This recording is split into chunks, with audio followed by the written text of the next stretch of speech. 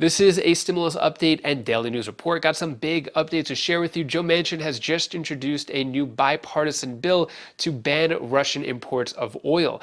Joe Biden, president of the United States, is not fully on board with that and may feel boxed in, and has had his own officials pressure other Democrats to not go along with that bipartisan bill or that plan in general. I'll play you the video clip of what Joe Manchin says. And some are saying that Joe Manchin could stomach the inflation for Ukraine, but not for the Build Back Better plan, putting him in a hypocritical position. I'll play you all the details of what's going on with that. When it comes to stimulus, $600 stimulus checks are going out to low-income workers, and 3 stimulus checks and other payments worth up to $4,000 going out this month to thousands. Are you eligible? And new $500 child tax credits to go out to families under this proposal. See if you're eligible. New monthly UBI program checks are going out $660 per month in one city this month. I'll give you the details on that. When it comes to Russia invading Ukraine, millions of Russians don't even know that Russia is invading Ukraine under false pretenses because they've been able to control the media. I'll play you a video clip explaining how they've been able to do such a good job, in a bad way, of controlling the media and not letting Russians know what's going on in the war as well as around the world. And I'll give you some other updates as well. Hope you're having a wonderful weekend. If you appreciate the fact-based, fast-paced updates, hit the like button down below. And if you want to see more about my trip, I'll talk about it later on in the video. We went to a butterfly exhibit. We went to a really cool art museum that looked like another world. I'll give you all the details on that later on. But first, bipartisan bill banning Russian oil sets up clash with White House. So the White House said it does not have strategic interest in reducing the global supply of energy, and that would raise prices at the gas pump for the American people. So it looks like this group of 9 Democrats, 9 Republicans are now boxing President Biden in a corner to go along with this plan, and there's a lot of public support for this as well. Here's the video clip of Joe Manchin as well as the other Democrats and Republicans talking about this plan.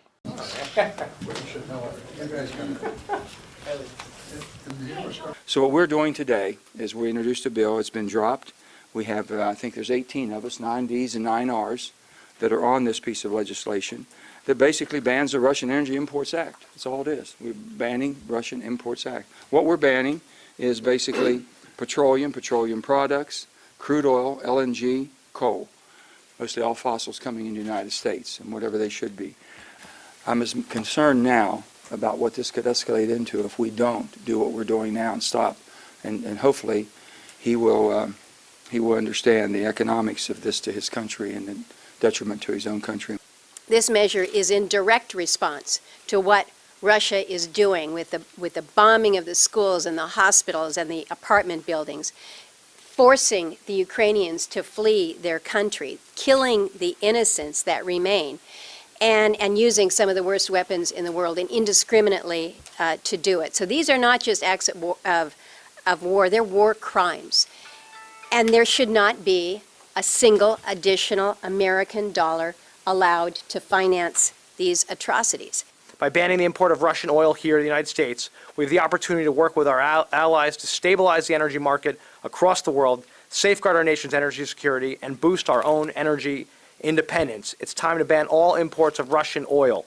And the U.S. and our allies have already announced the initial release of 60 million barrels of oil from the SPRO. Obviously, we've got to do more. Now's the time to act together. And what I hope will happen over time is that the world will follow our lead here. If you hit him in the energy, the oil, gas sector of his economy, he will fail. Never in the history of warfare has a bad guy been so exposed as Putin is today. The revenue from oil and gas keeps him afloat. If we can isolate the oil and gas sector, produce more here at home, that will do more to end this war than any single thing I can think of. So what are your thoughts on this? Should the U.S. ban imports of Russian oil? Should we become independent again with our own oil? Should we do something else? Let me know your thoughts on all that down in the comments below. So U.S. weighs cutting Russian oil imports amid broad public support. Seems like a lot of Americans in general are for this, even though that prices could go up at the gas pump.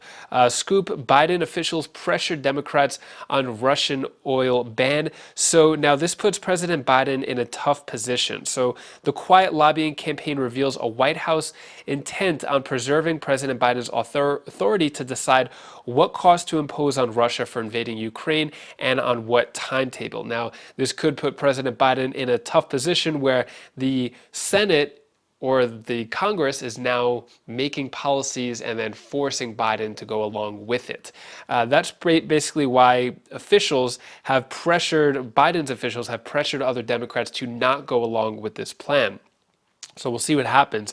Next, Politico editor hits Manchin for being willing to stomach inflation for Ukraine, but not the Biden agenda. So I guess Politico editor, as well as other people, are pointing out that Joe Manchin for months has pointed to the fact that inflation is the reason why the Build Back Better plan shouldn't go through, or at least portions of it, but now saying that he's okay with inflation because prices are definitely going to go up if Russian oil imports are banned. He's okay with that for Ukraine and not the U.S. Is there something else there? Is it something different because of what's going on around the world, because of what's going on in Ukraine? Let me know your thoughts on Joe Manchin being for Ukraine as opposed to the U.S. in terms of inflation. Let me know your thoughts on all that down in the comments below. When it comes to Build Back Better, so building a better America, that's the new term for it. Democrats look to revive Biden's failed social bill. So we haven't gotten any details besides his State of the Union speech that he wants to do some stuff with it. And then Joe Manchin, of course, saying he's on board, but making harsh demands. And then the rest of the Democrats not on board with it. Basically, playing out the same way it was before. So in terms of a big stimulus reconciliation, doesn't seem like it is going to happen. And as elections are drawing near, I don't think we're going to see that bill happen. At least that's my opinion. We'll see what happens if Joe Manchin could get along with the Democrats. When it comes to stimulus news, so 3 stimulus checks and other payments worth up to $4,000 going out this month to thousands. Are you eligible?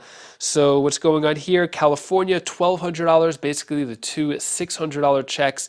Those were the first rounds. If you didn't receive that, you could claim that. New Jersey, $4,000 for couples, $2,000 for individuals. And then Shreveport, Louisiana, that's $660 monthly income. I'm going to talk about that in a moment. Then Huntsville, Alabama residents could have $4.7 million in stimulus funds coming their way. So this is talking about some Alabama residents may be in line for rent relief. Looks like rent relief is still going on in Alabama, more specifically Huntsville, Alabama. Then we have some low-income workers in this state could get $600 stimulus payment. This is talking about Oregon, so eligible low-income households in Oregon will receive a one-time $600 stimulus payment.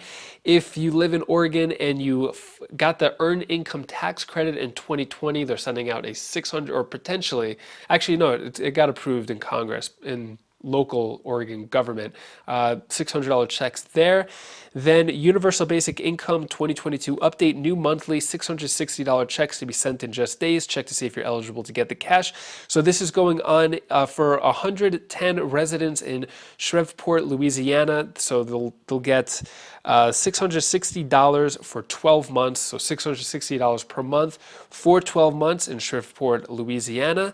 Then we have Child Tax Credit 2022 update. Family stimulus checks worth up to $350 each month could be sent under huge new proposal.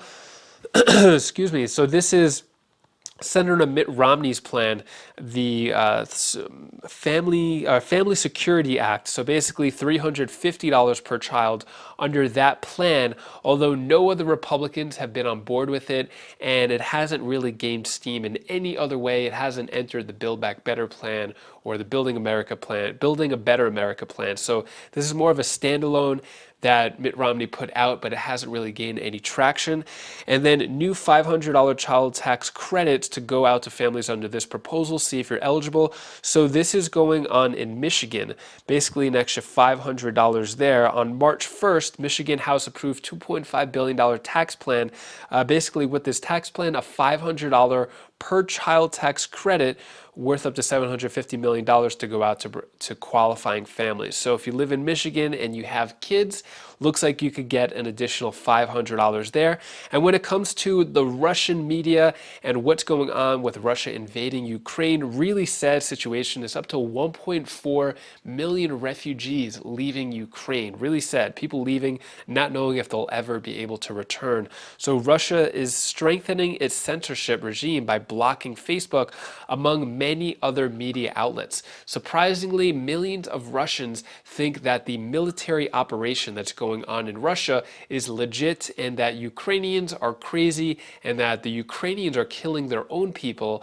It's a really crazy situation. Take a look at this video clip right here explaining how Russia has been able to basically brainwash the Russian people. This is Alexandra. She is 25 years old. She lives in Kharkiv, Ukraine. And today she actually spoke to the BBC about her mother. Her mother actually lives in Moscow, Russia. And she was telling the BBC that her own mother did not believe her when she said that her city in Kharkiv, Ukraine, was being shelled by Russian forces. She said, "I didn't want to scare my parents, but I started telling them directly that civilians and children are dying." And her parents, to her surprise, responded by saying that the Russian army would never target civilians, that it's Ukrainians who are killing their own people. And to her shock, Alexandra says that her mother just repeated the narrative of what she heard on Russian state TV. Russian state media, of course, has sought to obscure the reality of what is happening in Ukraine. There are no reports of missiles hitting residential districts. There is no coverage of Russian casualties or the ongoing protests that are taking place inside of Russia. In fact, yesterday, Russia's last independent radio station, Echo Moscow, was shut down, and Russia's last independent TV station, TV Rain, broadcast its final news update. And this morning, Russia blocked the sites of Russian-language Western media like Radio Free Europe, Voice of America, Deutsche Welle, and, of course, the BBC. All while the audience for the BBC's Russian-language news site alone reached 10.7 million people last week alone, more than triple its usual average. Now, today, Russia went even further, blocking access to both Facebook and Twitter. And this morning, the Russian Duma, their parliament, made it illegal and punishable by 15 years in prison to report anything the Russian government deems to be false information about the war in Ukraine. Oh, by the way, Russia doesn't call it a war, and neither can the reporters there. They are calling it a special military operation. So all of the news that you see coming out of Russia has to come from the government itself. The BBC announced today that this law basically left them no other option than to temporarily suspend the work of BBC News journalists and their support staff within the Russian Federation. Other outlets started following suit.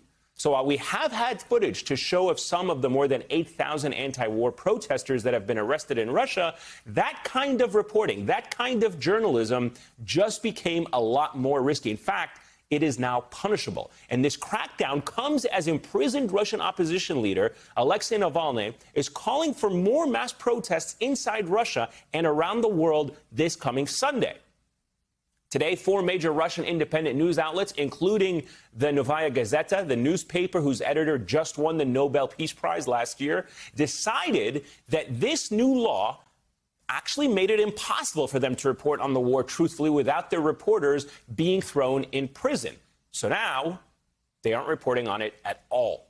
The independent news site Meduza was also blocked by the Russian government today, but they have experience working around the Russian government because Meduza has always reported on Russia in Russian, but they have done it from Latvia, outside of Russia's borders, to stay as independent as possible. So even though their site was blocked inside of Russia, they have not stopped reporting. After seeing something like that, as many problems as we have in the US, I'm very thankful that we do have freedom of speech, free media. We could criticize whoever we want, whichever president or Congress member, without being thrown into jail for 15 years or anything like that. So, and as always, I like to give you the truth and the facts and show you the articles that I'm getting the information from. So really sad situation going on in Russia. Let me know your thoughts on that. That is all the news that I have for you today to hopefully brighten your day a bit. Here's my daughter Bella's tip of the day. Oh, sorry guys, I didn't see this. Can I tell you something? What I want to do is go to the moon. I need to go to the moon. Never mind. What do you want? Tell me in the comments below and see what you want. If you want to do something, then accomplishment.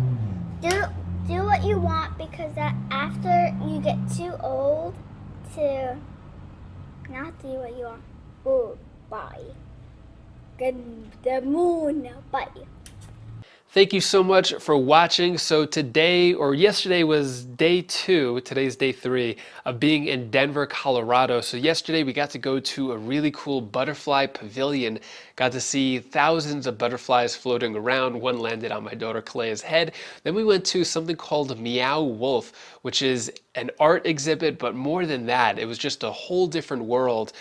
So much detail for every inch of that space. I think it was 5 different floors. It kind of reminded me, some parts of it reminded me of the movie Avatar, the planet, and it was a really cool spot.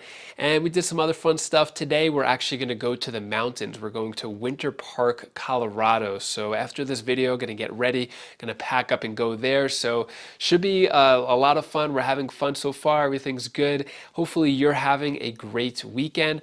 If you want to check out any of my other videos, you could click up here, and I'll see you in the next video. Take care, be safe. Thank you for watching.